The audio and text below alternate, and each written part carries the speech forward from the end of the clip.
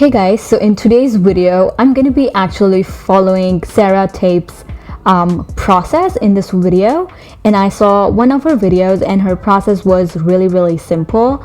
And also I'm not trying to draw like her or exactly the way she does. I am just trying to follow her process, what she does, to see how the results come out to be.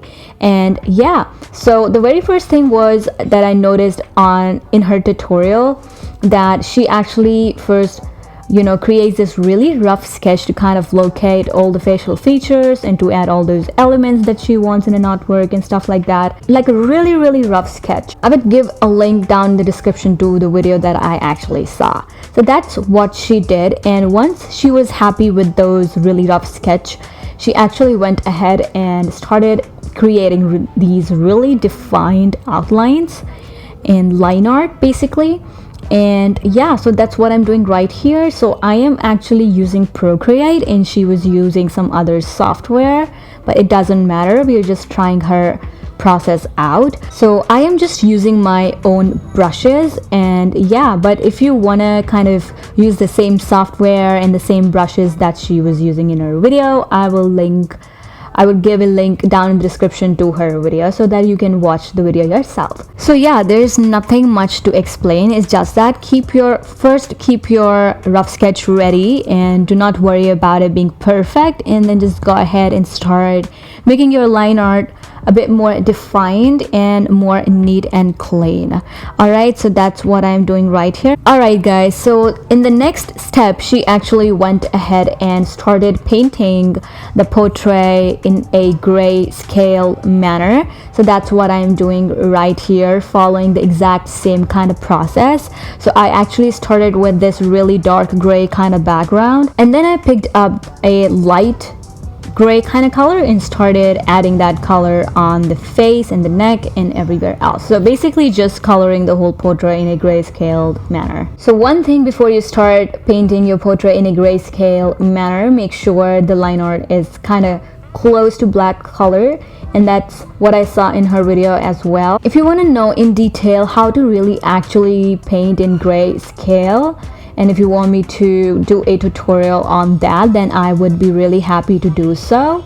Let me know down in the comment section below if you want me to create a tutorial on how to paint in grayscale, because everybody does it and nobody actually tells you how to actually do that. Because if you're a beginner especially, it might be a little tricky to actually paint your paintings in grayscale. So if you want me to do an in-depth tutorial on that subject, then let me know down in the comment section below.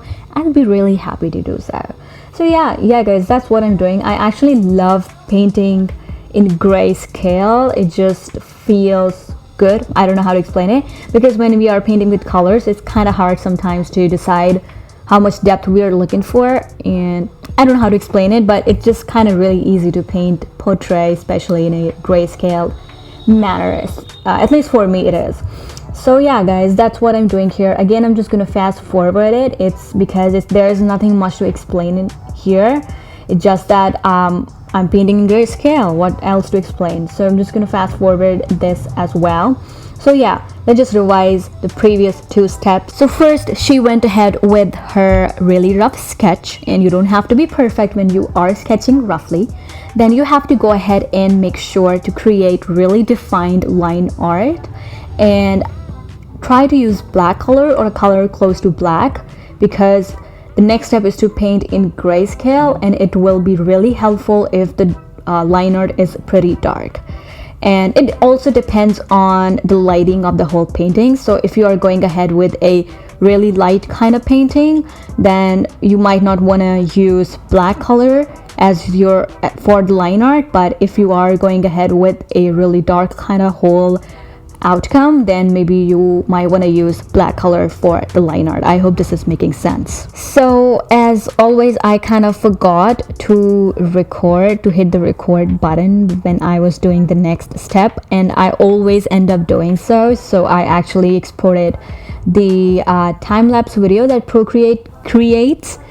So that's what I am actually showing you guys up here. So you might not see my colors, you might not see the brushes and all, but that's not the point here. I'm just going to explain you guys the next step. So the next step is basically once you're done with your grayscale painting and you're really happy with that, what you want to do is you want to create a new layer above all the layers that you have. And then what you want to do is you want to change the layer mode to soft light, and then you want to start adding color to each and every feature of the face, and the hair and the clothes.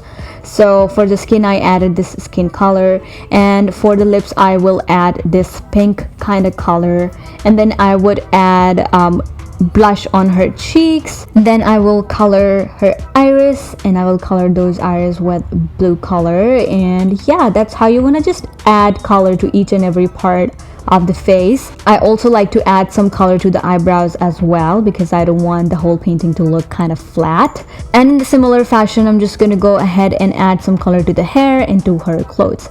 Now one thing is, if you feel that this layer with soft light layer mode is, if the colors are looking kind of dull, you can always go ahead and duplicate that layer, that similar layer where you added colors, and then what you can do is you can just decrease the opacity of that duplicated layer. And that's how Sara Tepes did in her tutorial. But I did not do that because the colors were actually looking perfectly fine for me. Also, if you're still not satisfied with those soft light layers and you think the colors are still looking kind of dull, what you can do is you can always go ahead and create a new layer above all of the layers that you have and keep the layer mode to normal. And here what you can do is you can add colors really gently, really light-handed, because the layer mode is to normal. Be really gentle and add colors to the area where you see some sort of gray color and some sort of dull color, you know. Add the color in those areas, being really gentle onto this. That is just my own tip on how to actually bring out colors when you are actually shifting from grayscale painting to a colored one. Her process was so simple, and I wanted to try it out to see how the results come out to be, and I actually really liked the results. And I think I'm just gonna, you know, start painting in grayscale first before I move ahead to color, because I always jump to the color version of the painting and never paint those in grayscale first. So that is just my process though.